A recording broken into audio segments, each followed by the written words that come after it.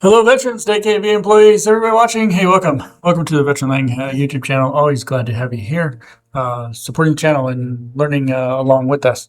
The ultimate goal is always to make the process smoother for the VA. And I really feel that with this topic today, we're seeing where the VA is making another step in trying to make the process smoother between VA and veterans alike. And consider how even something as simple as a VA form can make things complicated. As your friendly VA accredited attorney, as always here at Lang's Legal, we're happy to present this information to you as being part of the solution. This is an opportunity here, as you'll see, to provide some feedback to the VA and see if we can help them in their process in making one of these forms much better for you veterans and for those in the VA to read and utilize when it comes to filing a claim. So VA is trying to simplify the main disability claims form again. Yes, I said again. It should be a good thing though. That's definitely something from experience that I've seen them try to do multiple times. And I've seen the form change a few different times. But it's not a bad thing that they're changing it again. Again, this could be a good thing. So if you ever filed a VA form 21-526 EZier veterans or really even tried to fill one out. Maybe you've even helped another veteran fill one out. You already likely know the problem here. This is supposed to be the EZier form. Yeah, it literally has EZ in the name. But over the years, VA has tried different versions of this form to make claims faster, easier, and more standardized. And sometimes those efforts may have made the form more confusing instead of less confusing. And boy, don't we know it. We do take a lot of questions in from veterans as we fill out the form back here, as the form can be very confusing.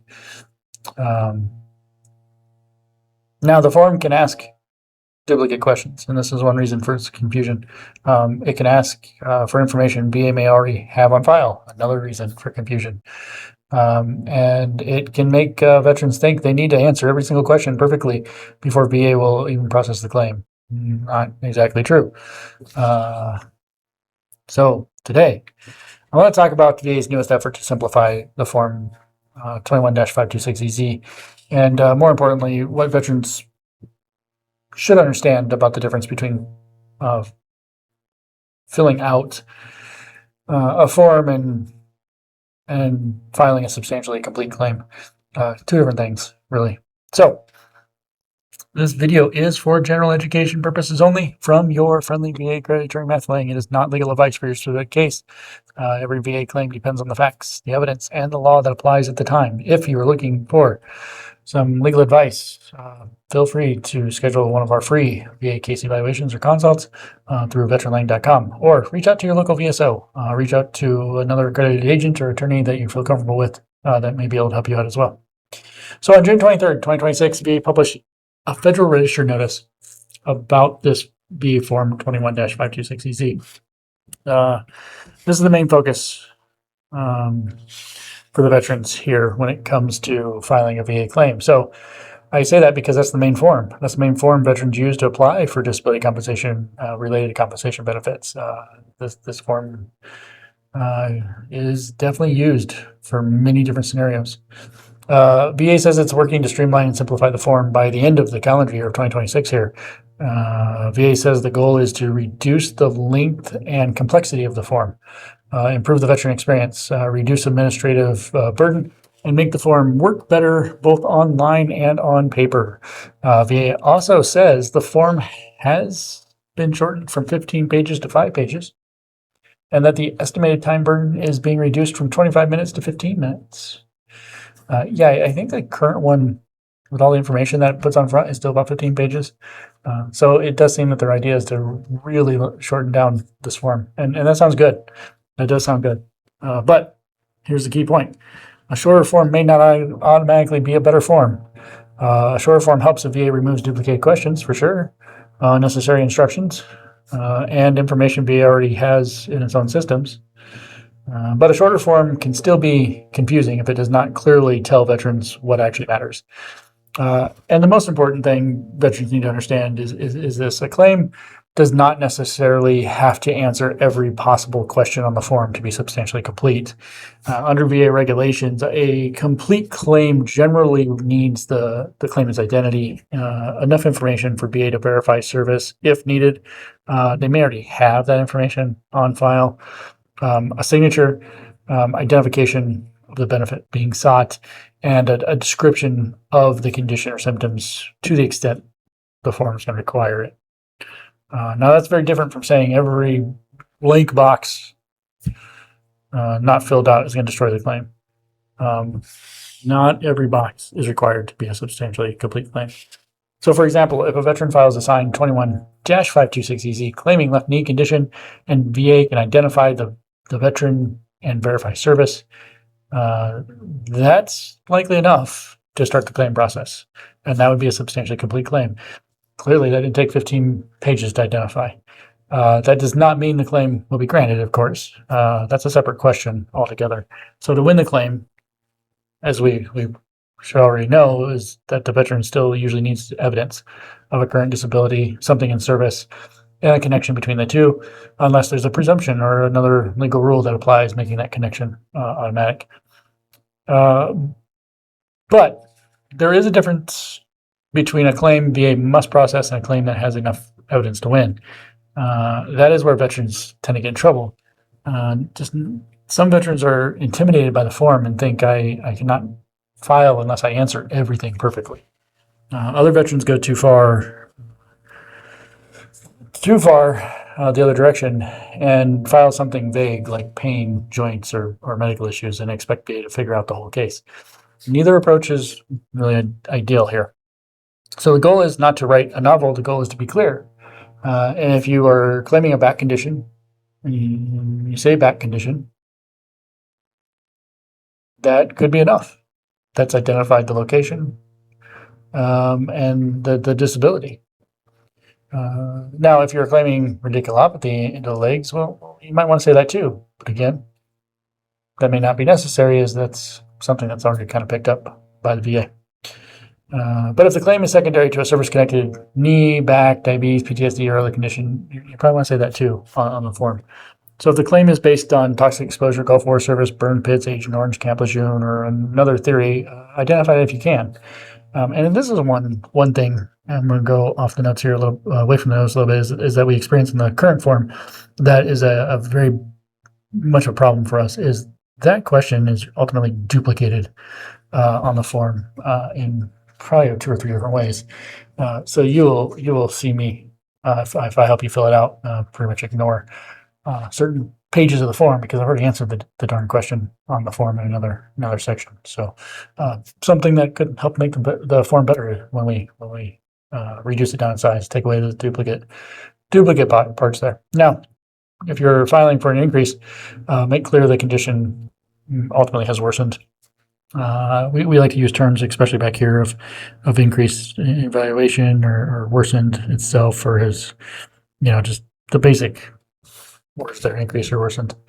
The form starts the claim. The evidence wins or loses the claim. This is what we got to remember here. So I think this is what makes the form kind of complicated in the way it is. Like, what do I fill out? What do I need to do? What needs to be on here in order to get the claim started? How is the form going to start my claim? Do I give too much information? Do I give enough information? And this is likely reasons why we want to change this. Just remember, veterans, in the end, it's the evidence that's going to lose or win your claim here. And that's why the simplification of the form could really matter here. A good VA claim form should not make veterans repeat information VA already has. It should not ask the same thing multiple ways. It should not make veterans feel like every non-essential question is a trap. But it also should not become so stripped down that veterans file the unclear claims and then lose months because VA has to guess what the veteran meant on the form. That's an interesting balance I think the VA is going to have here as they try to improve the form. The best version of Form 21-526EZ would do two things at the same time, ultimately. First, it would make clear what is required to submit a substantially complete claim. Second, it would help veterans understand what additional information and evidence may help prove the claim. Again, those are not the same thing. What VA needs to accept the claim and what VA needs to grant the claim are different questions altogether in the process. For veterans, the practical advice ultimately is going to be this. Do not be scared away from the form. Use the current VA Form 21-526EZ or file online through va.gov until we get a change, and then, of course, use the change form that hopefully simplifies everything for us here. You're going to want to identify the condition clearly. You're going to want to identify the type of claim. If you can, sign the form. Make sure VA knows who you are and what benefit you're seeking. Then think about the evidence. This is crucial. Where were you treated? Was it a VA medical center? Was it a private doctor? Military treatment facility? Did the condition start in service? Did it worsen after service? Is it secondary to another service-connected disability? Or, are there lay statements, medical opinions, service records, treatment records that help prove the claim? Don't really rely on the form alone to tell the whole story. We don't back here, especially in the very lengthy version it is. You want the evidence to tell the story. And if you need help with that, again, veteranlane.com, or seek out your local VSO, accredited agent, or other accredited attorney you're comfortable with. We can definitely help put a lot of that together for you and tell that story to the VA without convoluting the form where it already is. So one more point here. This Federal Register notice is open for public comment until August 24, 2026. That was the case at the time of this video was recorded. So veterans, VSOs, attorneys, agents, VA employees, you have specific feedback about what makes the Form 21-526EZ confusing. This is the time to say it. Not just make it easier. Be specific. I mean, we all want it to be easier, but how do we do that? Let's be part of the solution and not add to the problem. Let's do more than just say make it easier. How are we going to do it? What would make it easier? Tell the VA which questions are duplicative. I'll tell you that the herbicide exposure, the Agent Orange, the toxic exposure stuff that was all added later on is duplicative of what's already on the issue section of the form. I'll even tell you that the idea that the boxes are too damn small I'm sorry, I'm not sure if I can use that on YouTube, but I just did. They're too small to write anything in most of the time, so the VA understands what's being claimed. So ultimately, tell the VA where to ask for information about what could improve this form. Let them know. Let them know what it is.